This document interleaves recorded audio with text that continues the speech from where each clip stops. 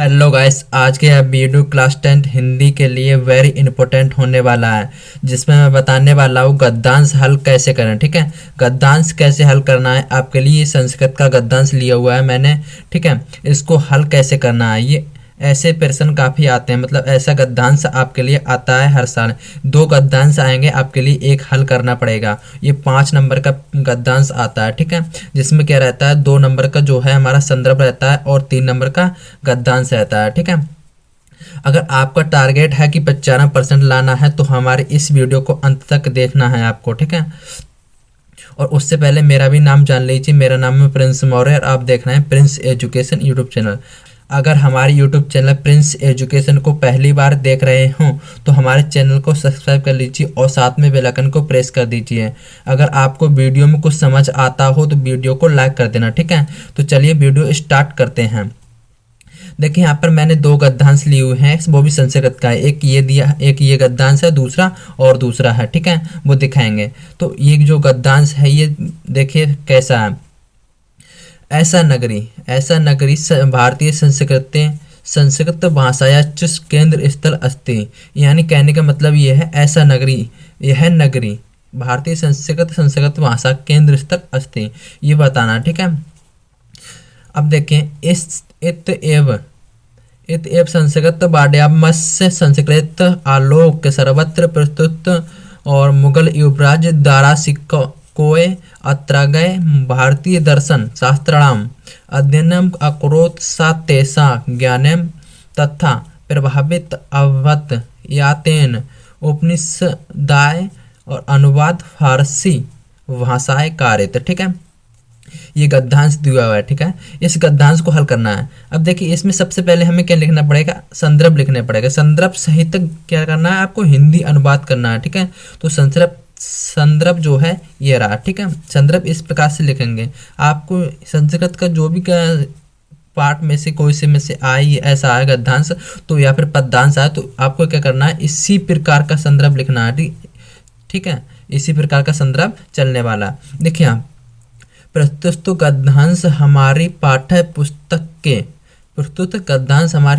पुस्तक के ठीक है संस्कृत खंड इसको मैंने काले से लिख दिया। क्यों लिख दिया, क्योंकि जो खंड जो है संस्कृत है। ठीक है, में संकलित वाराणसी नामक पाठ से लिया गया है। ये कौन से पाठ से लिया गया है, वाराणसी नामक पाठ से लिया गया। ठीक है, जो में रहता है उसको क्या कर देना है, आपको हाईलाइट कर देना है काले पेन से। ठीक है, ये मैंने काले पेन से दिखा दिया है। अब इसकी हिंदी अनुवाद करते हैं। ये रहा हमारा 2 नंबर का संदर्भ। ठीक है, इसी प्रकार लिखना है आपको। हिंदी अनुवाद कैसे करेंगे, देखिए हिंदी अनुवाद ये रहा। हिंदी अनुवाद देखिए, यह नगरी यानी कि यह नगरी भारतीय संस्कृत और संस्कृत भाषा का केंद्र स्थल है। ठीक है, ये जो नगरी है, वाराणसी जो नगरी है वो क्या है, भारतीय संस्कृत और संस्कृत भाषा का केंद्र स्थल है। ठीक है, यहीं से संस्कृत साहित्य और संस्कृत का प्रकाश चारों ओर फैला है। जो वाराणसी है वहाँ से क्या है, संस्कृत साहित्य और संस्कृत का प्रकाश चारों ओर फैल गया है। ठीक है,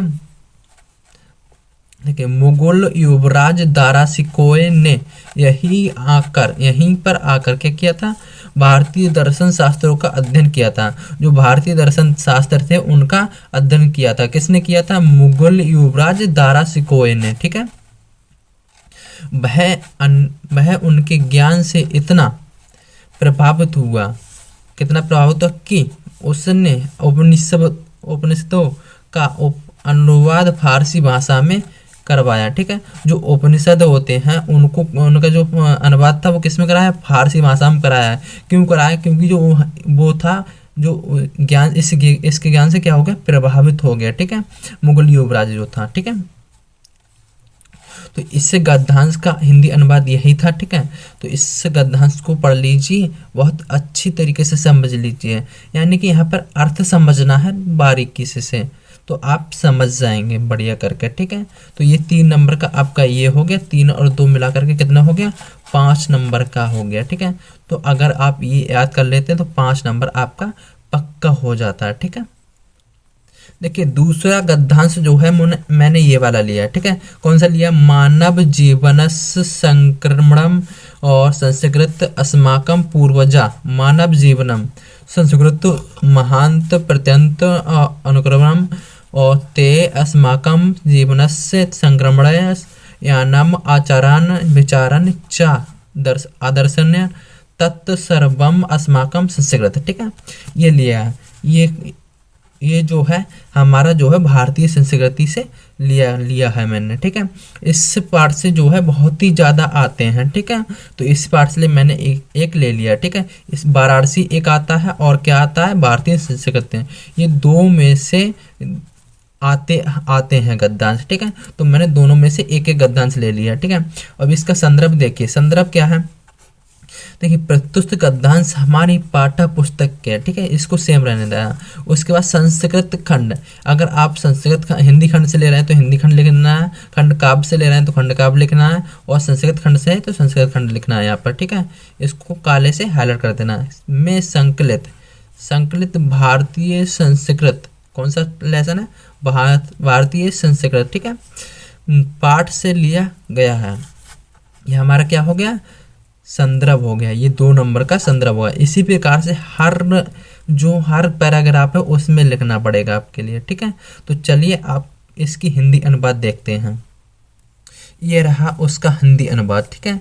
ये हिंदी अनुवाद है। देखिए मानव जीवन को सजाना संवारना ही संस्कृत है, ठीक है। मानव का जो जीवन है वो उसे सजाना और संवारना ही क्या है? संस्कृत है, ठीक है।